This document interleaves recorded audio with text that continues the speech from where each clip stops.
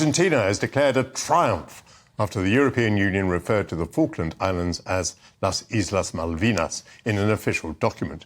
The name is heavily loaded. The Spanish language term for the islands is used by Buenos Aires, which claims the islands, and by other South American capitals. It's just over 40 years since a United Kingdom task force sailed to recapture the Falklands in the South Atlantic from Argentine invaders. The EU's diplomatic slight is probably explained by Brexit, with sources in Brussels saying that since Britain is no longer an EU member, it doesn't have a say in the matter. To discuss this, I'm joined by Teslyn Barkman, who is Deputy Chair of the Legislative Assembly of the Falkland Islands. Welcome to GB News, Teslyn. Does it really matter what the EU call the islands in a document, since you know, after the war, which I remember so well, that Britain is not going to give up the Falklands? So it might just seem like something that wouldn't really have much effect. And we know that in reality, that is what the EU consider this to be. But for the people here, it is a hateful word that is also associated with a sovereignty claim that oppresses us.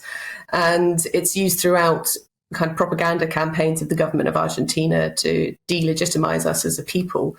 And so it has this kind of very loaded and very distortive effect, not just on the population here, who's obviously still living with the trauma of the war of 1982, but also dealing with continuous attacks like this.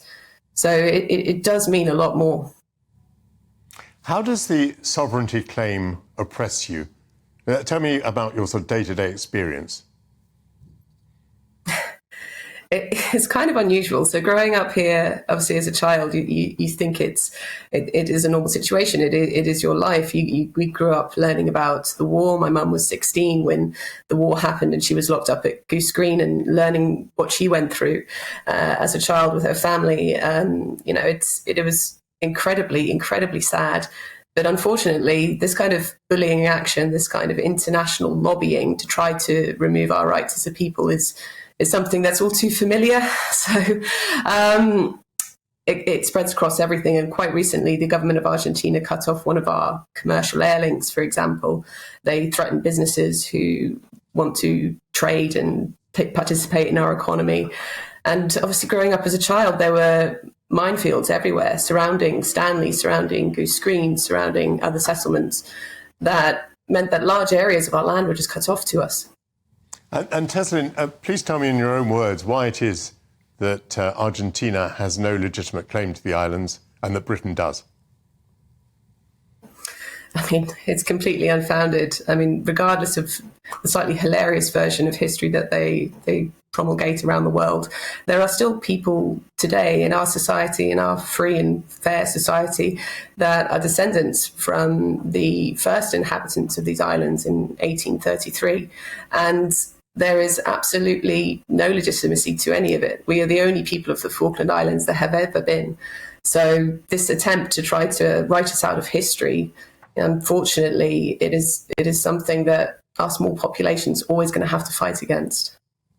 Well, when I visited the Falklands, it struck me that it was like a village with a foreign policy, because you're a very small number of people, but you have to be terribly aware of your position in the globe.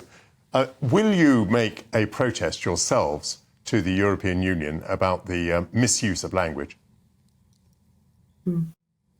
We certainly will, and we're incredibly grateful and proud to have the support of the Prime Minister, the Foreign Secretary, but also the very strong cross-party support that we've got from the Labour Party and from the other members of Parliament across the UK. But for us, unfortunately, this is something that we have to advocate for, as you say, and it really shouldn't have to be that way. Human rights should stand for themselves, and a large aggressive neighbour going out and giving its version of history because it wants to steal your home from you is something that no one should have to deal with. I'm a sixth, seventh generation Falkland Islander, depending on how you cut it.